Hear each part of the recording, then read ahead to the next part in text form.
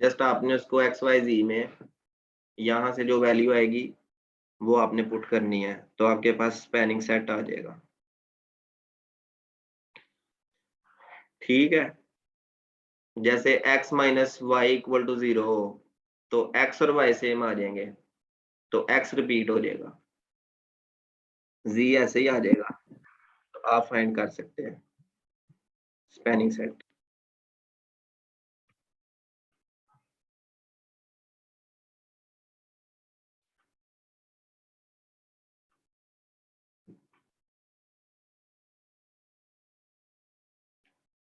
कह रहा let V be a vector space और उसकी डायमेंशन जो है वो n है। A set of vectors is a basis for V, ये वही बात है, उसने थ्योरम बना दिया उसकी डेफिनेशन को कि अगर इसको एस हमने एस बोला था,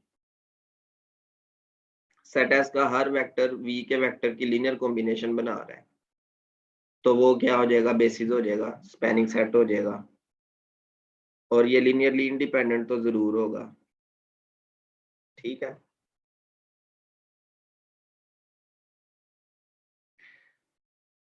तो ये आपने याद रखना है।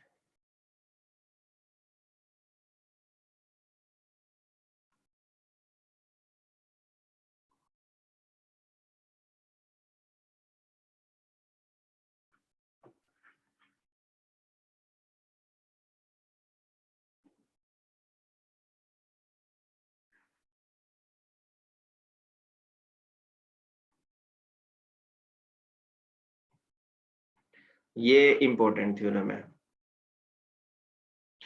इसमें वो कह रहा है कि v1 v2 v3 से लेके vn तक अब ये बेसिस बना रहे हैं।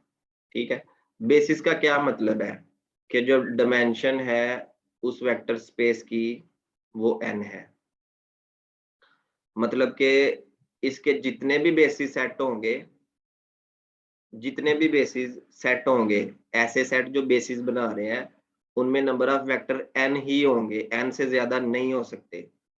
बात समझ आ रही है ना मेरी? अभी हमने ये पीछे किसी पेज पे पढ़ा था ना, यही बात आपको मैं रिपीट कर देता हूँ।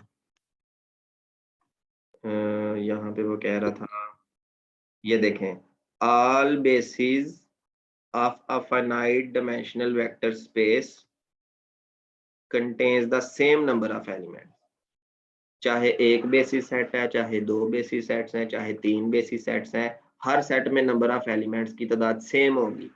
तो यहाँ से एक बात हमें कंफर्म हो गई है, ये थ्योरम 6 पॉइंट ये जो 25 या 15 है जो भी लिखा हुआ है, इसमें एक बात हमें कंफर्म हो गई है कि जो v की डायमेंशन है उसमें नंबर ऑफ एलिमेंट्स, बेसिस जो सेट है उसमें नंबर ऑफ एलिमेंट्स n है, n से और बेसिस का हमें पता है, बेसिस हमेशा लीनियरली इंडिपेंडेंट होती है। ठीक है, लीनियरली इंडिपेंडेंट होती है, ये भी हम बात हमें कंफर्म है कि बेसिस लीनियरली इंडिपेंडेंट जरूर होंगी। अब कितने वेक्टर लीनियरली इंडिपेंडेंट है, यहाँ पे n वेक्टर्स, n से ज्यादा वेक्टर्स की कोई गारंटी नहीं। हाँ, लेकिन अगर इस थ्योरम को पढ़ा जाए तो हमें एक बात पता चलेगी कि अगर n से ज्यादा वेक्टर बढ़ाए जाएंगे तो वो लीनियरली डिपेंडेंट हो जाएगा। ठीक है, कोई भी दूसरा सेट अगर आप बेसिस के अलावा कोई दूसरा सेट लेते हैं तो वो जरूरी जाहिर सी बात है कि वो लीनियरली डिपेंडेंट हो जाएगा। सिर्फ लीनियरली इंडिपेंडेंट कौन सा सेट होगा, जो ये वाला सेट होगा, या ये वाला सेट होगा, इसमें n वेक्टर्स हैं, या इसके अलावा अगर कोई सेट बेसिस बनेगा उसमें बिल्कुल 100% श्योर है कि उसमें भी नंबर ऑफ एलिमेंट्स n होंगे। किसी भी सेट में अगर आप n से ज्यादा एलिमेंट्स इन्वॉल्व करेंगे तो वो लीनियरली डिपेंडेंट हो जाएगा। ठीक है, वैसे इंडिपेंडेंट होगा लेकिन एलिमेंट बढ़ाने से वो लीनियरली डिपेंडेंट हो जाएगा, ये 100% श्योर बात है, ये आपने याद रखना है। तो ये नंबर ऑफ एलिमेंट्स पे भी एक थ्योरम हो गया।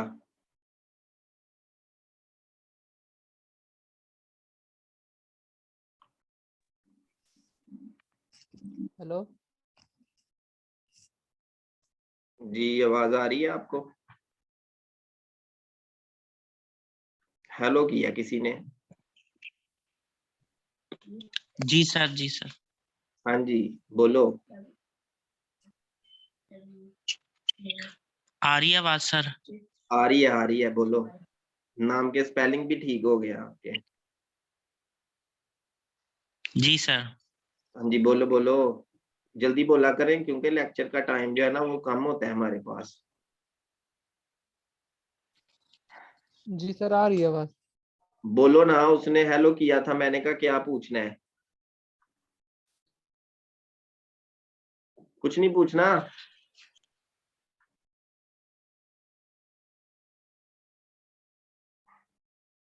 लगता है ऐसे ही हेलो करके गायब हो गए हो। चले नेक्स्ट थ्योरम देखें।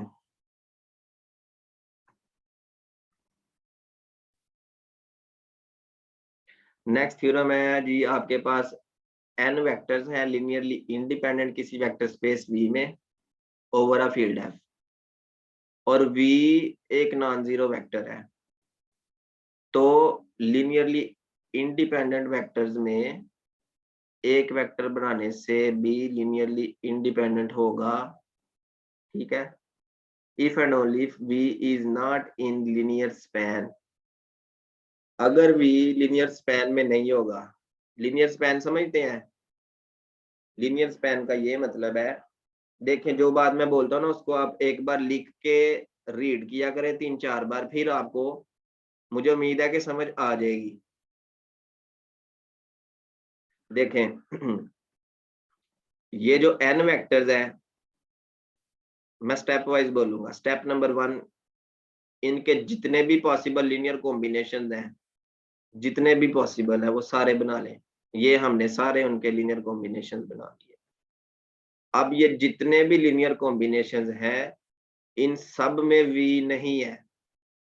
अगर इन सब में V नहीं है तो ये थ्योरम वैलिड है, ठीक है। अगर इनमें से एक वेक्टर V आ जाता है तो ये थ्योरम वहां पे वैलिड नहीं होगा, ठीक है। तो ये थ्योरम यही कह रहा है कि आपके पास n वेक्टर्स हैं इंडिपेंडेंट, मतलब ये जो पहले n वेक्टर्स है ये लिनियरली इंडिपेंडेंट है, एक वेक्टर आपने उनमें मजीद उस सेट में बढ़ाया है, तो जो आंसर है वो लिनियरली इंडिपेंडेंट होगा। जो मैंने अभी प्रीवियस थ्योरम बोला था उसमें, उस थ्योरम में हमने क्या बोला था? उसमें ये बोला था कि बेसिस सेट जो होता है उसमें अगर एक या उससे ज्यादा वेक्टर्स बढ़ा दे तो वो लिनियरली डिपेंड कर जाता है, ठीक है। लेकिन वो बेसिस सेट था, यहाँ पे उसने ये नहीं कहा कि ये बेसिस सेट है, ठीक है, ये उसने नहीं कहा। अगर बेसिस सेट का जिक्र करता तो प्रीवियस थ्योरम ट्रू होता। यहाँ उसने जस्ट लिनियरली इंडिपेंडेंस का जिक्र किया हुआ है, बेसिस का जिक्र नहीं किया। बेसिस का जिक्र नहीं करेगा तो एक वेक्टर बढ़ाने से भी वो लिनियरली इंडिपेंडेंट रहेगा, अगर इन सब की लिनियर कॉम्बिनेशन में V नहीं आ रहा तो, ठीक है, ये याद रखना। पूछे अगर किसी ने कुछ पूछना फिर हम आगे चलते हैं। जी सर, ये लीनियर स्पैन दोबारा बता दें। लीनियर यानी इसका स्पैन, मतलब यह है कि लीनियर स्पैन एक ऐसा इसकी सेट होता है, देखो लीनियर स्पैन एक ऐसा सेट होता है जो किसी दूसरे सेट के जितने भी वेक्टर्स होते हैं उनकी जितनी भी पॉसिबल लीनियर कॉम्बिनेशंस हैं उनके जरिए आता है।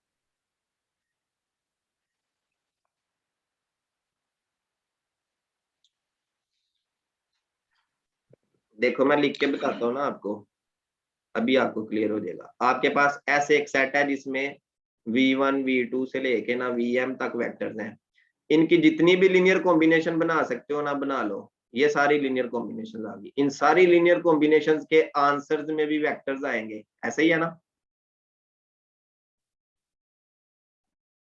वेक्टर्स की लीनियर कॉम्बिनेशन से जो आंसर आता है वो भी वेक्टर होता है क्या नहीं?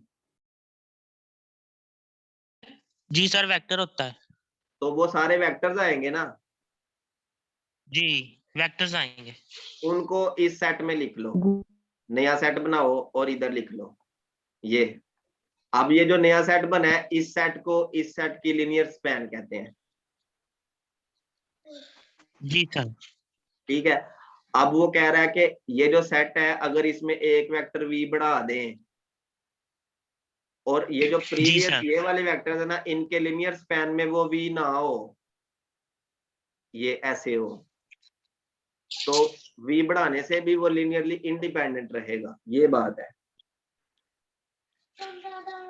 जी सर, जी सर, यानी कि v को बढ़ाने से भी वो इंडिपेंडेंट रहेगा अगर v1 v2 vn के लीनियर कॉम्बिनेशन से v ना बने।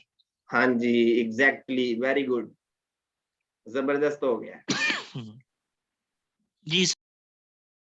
ठीक है, आगे वो कह रहा है, देखो एंड पे उसने यही लिखा हुआ है, ये देखो v does not belongs to ये जो ये स्पैन वाला बनाया हुआ है ना, लीनियर स्पैन, बात वही है।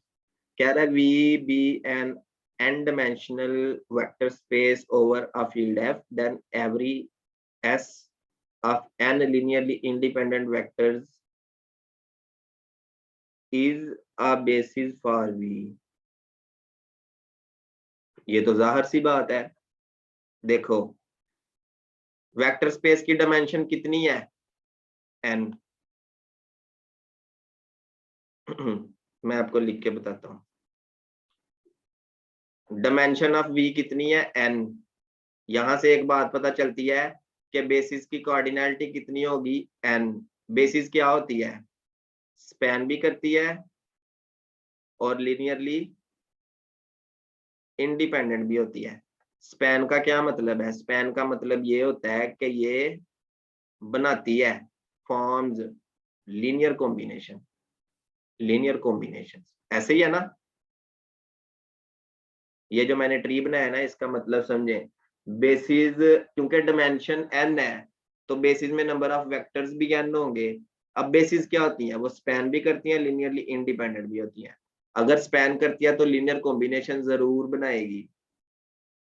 अब वो कह रहा है कि एक सेट है, उसमें कितने वेक्टर हैं, n वेक्टर है, और ये सारे n वेक्टर जो इंडिपेंडेंट भी हैं, और ये सेट जहां से लिया गया है ना, उस वेक्टर स्पेस की डायमेंशन भी n है।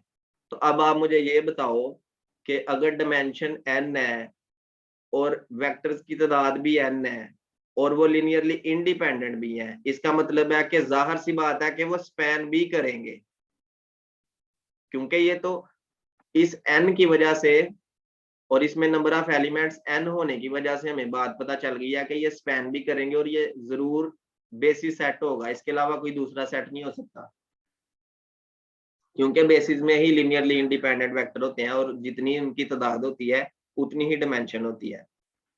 ठीक है, तो ये थ्योरम भी आपने याद रखना है।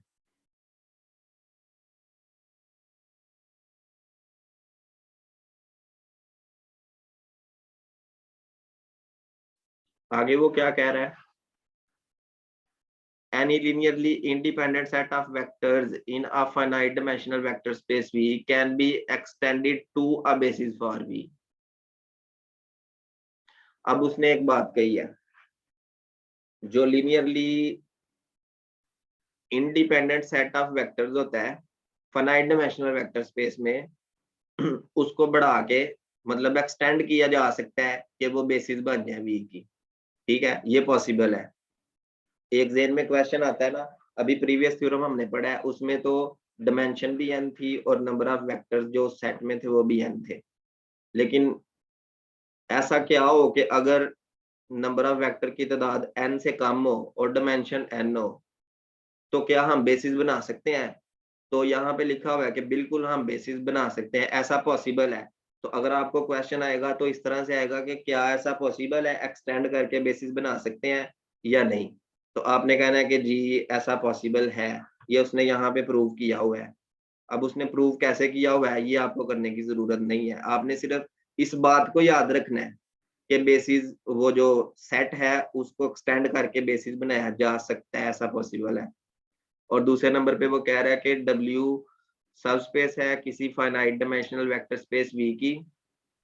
तो क्योंकि देखें W एग्जांपल दे दें कोई ऊपर वाले की। किसकी भला, कि वो जो अगर डायमेंशन से कम अगर वेक्टर्स हैं तो उसको बढ़ा के बेसिस बनाया जा सकता है। ठीक है, ये देखो आर क्यूब एक वेक्टर स्पेस है। मैं इसके ना दो वेक्टर लेता हूँ आई और जे। दो वेक्टर मैंने आर क्यूब में से ले लिए, उसको सेट एस में लिख लिया। आई की वैल्यू 1 0 0, जे की वैल्यू है 0 1 0। अब मुझे पता है कि जो ये सेट है ये पूरी तरह इसको स्पैन नहीं करता, तो इसमें किसी ना किसी वेक्टर की कमी है, क्योंकि इसकी डायमेंशन 3 है ना, तो इसमें नंबर ऑफ वेक्टर भी 3 होने चाहिए। तो वो जो तीसरा वेक्टर है उसको इधर आना पड़ेगा, मतलब इसको एक्सटेंड करना पड़ेगा। तो एक्सटेंड किया जा सकता है, देखो मैं इसको एक्सटेंड कर देता हूँ।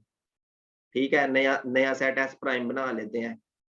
1 0 0 0 1 0 और 0 0 1। ये मैंने एक वेक्टर इसमें ज्यादा, इसमें जो है ना एक वेक्टर बढ़ा दिया, इसको मैंने इस सेट में एक वेक्टर की एडिशन कर दी है। तो एक वेक्टर इसमें लाने से अब ये उसको स्पैन कर रहा है। और जो खास बात थी वो ये थी कि जो इसमें पहले से अवेलेबल वेक्टर्स हो वो लिनियरली इंडिपेंडेंट हो। बात समझ आई है? जी सर, आगे सर, आगे सर। बस पॉसिबिलिटी बतानी थी ना कि पॉसिबल है या नहीं, तो हम कह सकते हैं कि ये पॉसिबल है। अब आप मुझे ये बताओ कि W सबसेट है वेक्टर स्पेस V का, वेक्टर स्पेस V की जो डायमेंशन है वो n है, तो क्या W की डायमेंशन भी n होगी या V से कम होगी?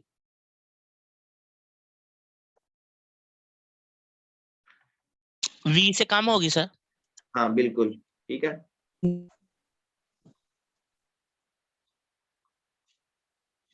तो अगर अगर दो वेक्टर्स, अब ये देखें, कम होगी या इक्वल भी हो सकती है, ये भी याद रखना है।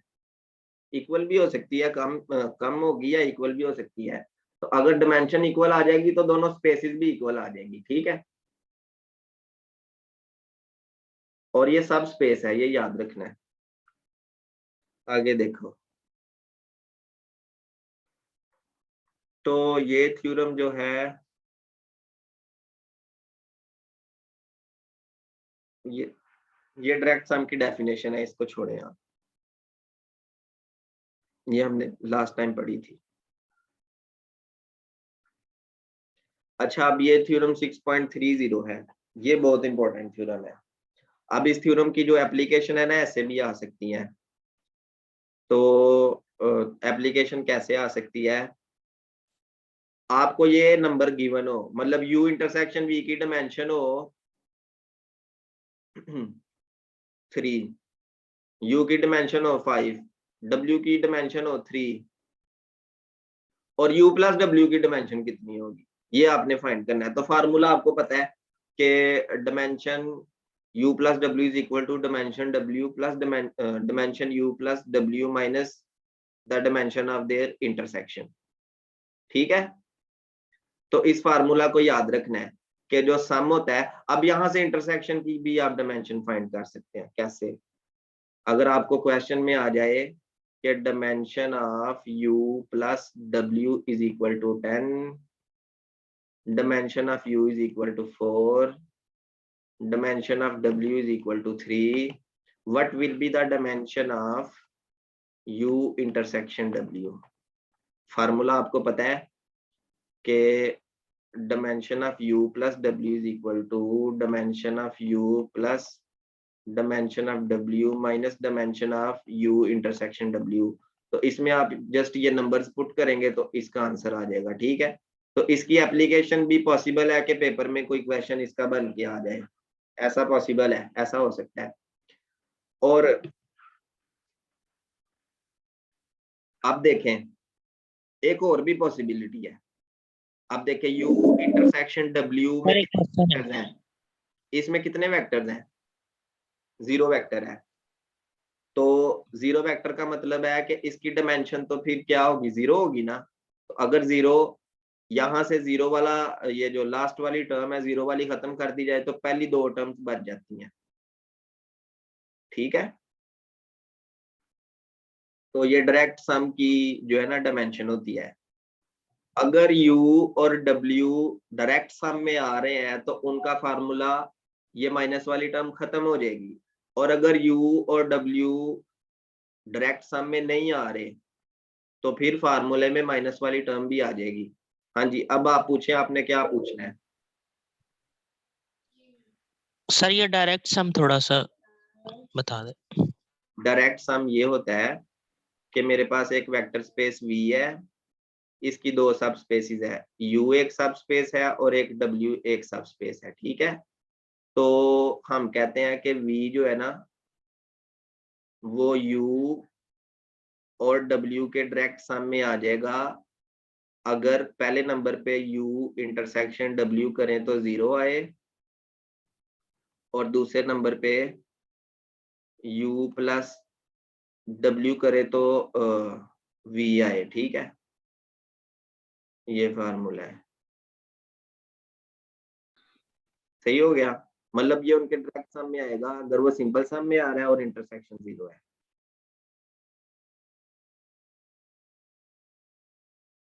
और ये सब ये प्लस का क्या?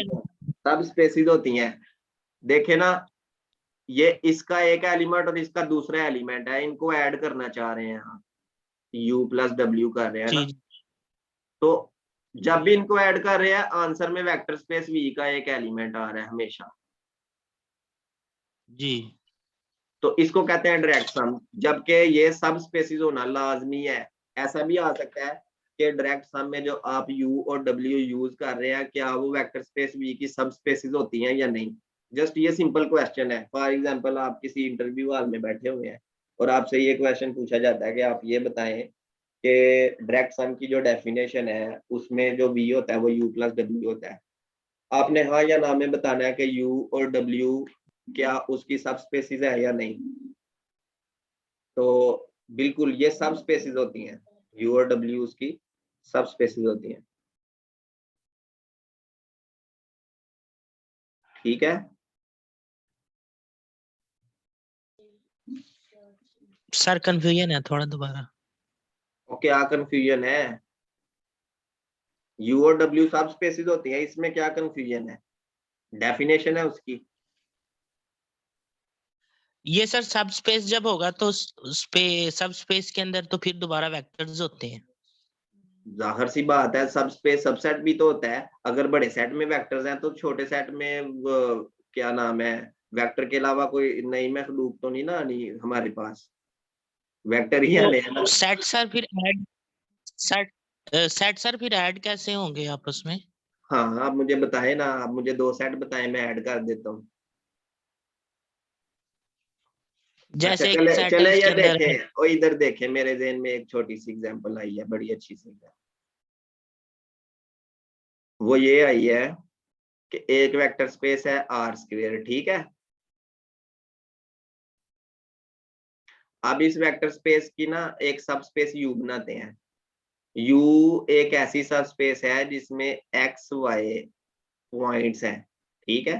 R स्क्वायर के ऐसे पॉइंट्स हैं जिसमें X और Y सेम है। मतलब के जो बड़ी स्पेस है ना मेरे पास, वो ये पूरा प्लेन है और जो इसकी सब स्पेस है जस्ट वो ये वाली लाइन है जो ओरिजिन से पास हो रही है, ठीक है। जी जी सर। और जो W है, W हम बना लेते हैं ये वाली लाइन, ये देखो ग्रीन लाइन। अभी मुझे उसकी इक्वेशन तो ज़हन में नहीं आ रही, लेकिन मैं ये वाली लाइन बना लेता हूँ, ये वाली, ये समझ रहे हो?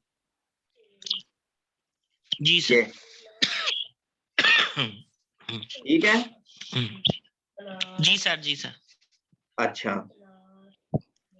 अब इस लाइन का एक पॉइंट आप ले लो, ये वाला। अगर हमको इक्वेशन लिख लें तो वो ज्यादा नहीं बेहतर रहेगा? X y such that x is equal to 2y कर लो। मतलब x एक होगा तो y 2 होगा, x एक होगा तो y 2 होगा, ठीक है। जी सर।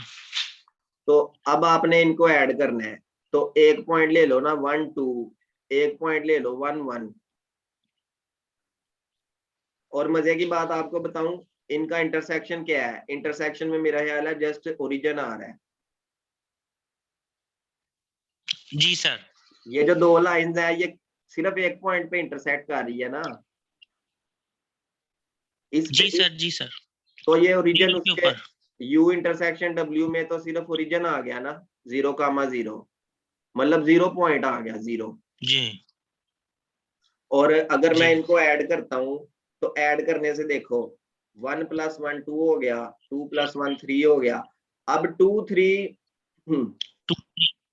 जो 2 3 आपको नजर आ रहा है वो r का पॉइंट नहीं है, r स्क्वायर का। जी सर। तो क्या आप r स्क्वायर का हर पॉइंट नहीं ला सकते इनको ऐड करके? मतलब इसके इनके पॉइंट्स को ऐड करके आप, मेरा ख्याल है कि आर स्क्वायर का हर पॉइंट बन जाएगा। कोई भी ऐसा पॉइंट नहीं होगा कि जो इनके एलिमेंट्स को ऐड करने से ना बने। देखें नेगेटिव पॉइंट्स भी इनमें आ रहे हैं, नेगेटिव पॉइंट्स का मतलब है कि थर्ड और फोर्थ क्वाड्रेंट भी आर स्क्वायर का कवर हो जाएगा, और पॉजिटिव पॉइंट्स भी इसमें आ रहा है, मतलब पहला दूसरा क्वाड्रेंट भी आर स्क्वायर का कवर हो जाएगा। जैसे देखें पॉजिटिव पॉइंट्स है ना, तो ये जो दूसरा क्वाड्रेंट है इसमें एक्स की वैल्यूज नेगेटिव है। तो अगर हम कोई एक ऐसा यहाँ से नेगेटिव पॉइंट लें, जैसे अगर x -1 हो, -2 हो, तो y क्या होगा इस इक्वेशन में? अगर यहाँ पे हम, सॉरी ये 2 1 था, ये 2 1 था, तो ये 3 और 2 हो जाएगा। ठीक है, अगर x -2 पुट करेंगे तो y की वैल्यू आ जाएगी -1, और एक पॉइंट हम ले लेते हैं -1 -1, इनको ऐड करें जरा, -3 -2। अब -3 -2 जो है वो कौन से क्वाड्रेंट में है? थर्ड क्वाड्रेंट में नहीं है? थर्ड में। थर्ड क्वाड्रेंट का भी एलिमेंट आ गया है, फर्स्ट क्वाड्रेंट का भी एलिमेंट आ गया है, सेकंड का भी कोई ना कोई एलिमेंट आ जाएगा, फोर्थ का भी आ जाएगा।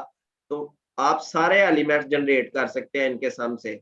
तो आप कह सकते हैं कि u + w करने से पूरा आर स्क्वायर बन रहा है, और u इंटरसेक्शन w करने से सिर्फ ओरिजिन आ रहा है। तो इसका मतलब है कि जो आर स्क्वायर है वो आ गया u और w के डायरेक्ट सम में। ठीक है, जी सर। और किसी ने पूछना कुछ इसमें से डायरेक्ट सम के बारे में? मेरा ख्याल है क्लियर हो गया होगा आपको। आ गई एक्सरसाइज के क्वेश्चंस है, बस इसकी स्टेटमेंट्स वगैरह को देख के तो थोड़ी थोड़ी आपने इनमें डिस्कशन कर लेनी है। ठीक है, आज इतना काफी है। जी सर। आप लोग ये पढ़ के आएंगे ना तो पुराने क्वेश्चन नहीं फिर पूछेंगे। जैसे अभी आपने पुराने क्वेश्चन पूछे थे लीनियर स्पैन और ये वो, ये तो पहले पढ़ लिया होगा ना।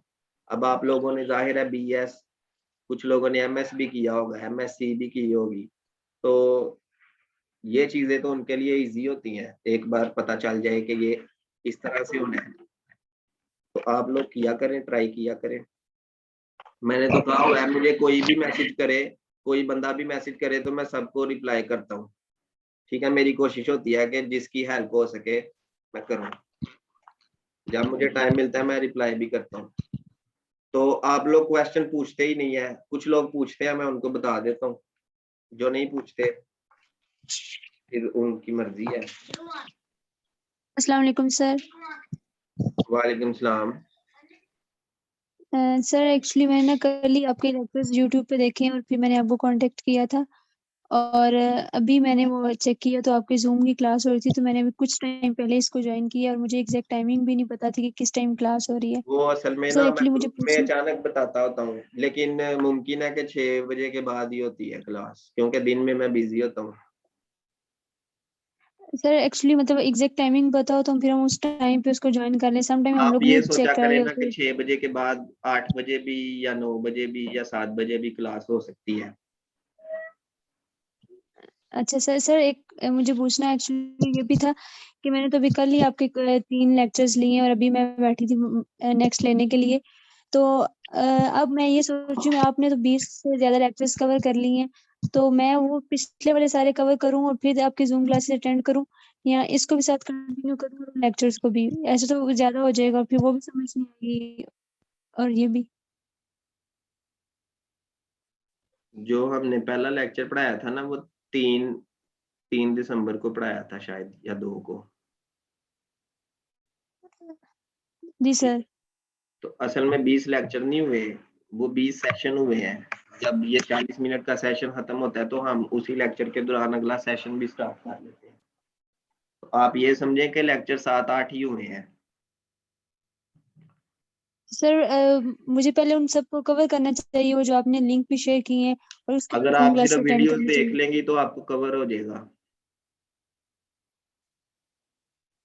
हाँ, आपको वो भी करना चाहिए और साथ ये भी क्लासेस लेनी चाहिए, नहीं तो आप फिर सिर्फ क्वेश्चन फिर आप नहीं पूछ सकेंगी, क्योंकि आपने पीछे रह जाना है और क्लास में फिर आप क्वेश्चन नहीं पूछ सकेंगे।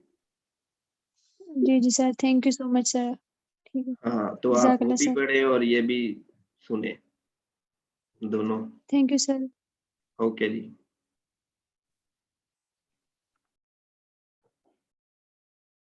ये मैं लिंक जो है ना यूट्यूब पे अपलोड कर दूंगा, सबको मिल जाएगा। ये वीडियो का जो लिंक है व्हाट्सएप में मिल जाएगा।